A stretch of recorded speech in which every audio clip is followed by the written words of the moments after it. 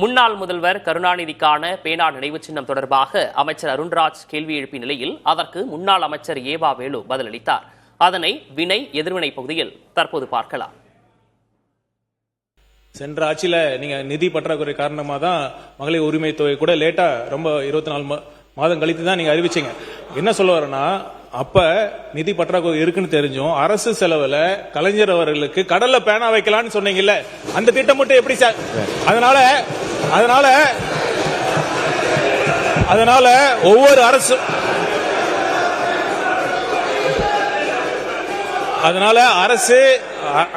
நிதி நிலைமையை கருத்தில் கொண்டு ஒரு சட்டமன்ற உறுப்பினர்களுக்கு ஒரு வாகனம் என்பது மிகவும் அவசியம். ஏன்னா தொகுதி முழுதும் போனாதான் இப்ப நீங்க பேசுறீங்க, தொகுதி பிரச்சனை பத்தி பேசுறீங்க. அது காரணம் என்ன?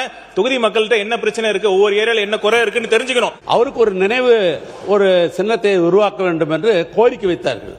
அது பொதுப்பணித்துறையின் சார்பாக தான் அந்த கோரிக்கை ஏற்று பொதுமக்களுடைய இசைவெல்லாம் பெற்று அதற்கு பின்னால் ஒன்றிய அரசாங்கத்திற்கு மனு செய்யப்பட்டு ஒன்றிய அரசாங்கத்துடைய சுற்றுச்சூழல் அதுக்கு அனுமதி தந்தார்கள். அதோடு மட்டுமல்ல, ஒன்றிய அரசாங்கமே அந்த பேனாவை வைக்கலாம் என்று ஒன்றிய அரசாங்கம் அனுமதி தந்து விட்டது. இந்த நிலையில் தான் மாண்பு முதலமைச்சரிடத்திலே எங்கள் துறையின் சார்பாக கேட்டபோது அவர் சொன்னார், இன்றைக்கு இப்பொழுது இது அவசியமா என்று சொல்லிவிட்டதோடு மட்டுமல்ல, இன்றைய பொருளாதாரத்திற்கு தேவையில்லை, என்றைக்கு தமிழ்நாட்டிலே பொருளாதாரம் என்றைக்கு சீர் செய்கிறதோ அந்த காலத்தில் வைத்துக் கொள்ளலாம் என்று வேண்டாம் என்று சொன்னவர் என்னுடைய தமிழ்நாட்டு முதலமைச்சர். அப்படி சொல்ல வேண்டிய அவசியமே இல்லை.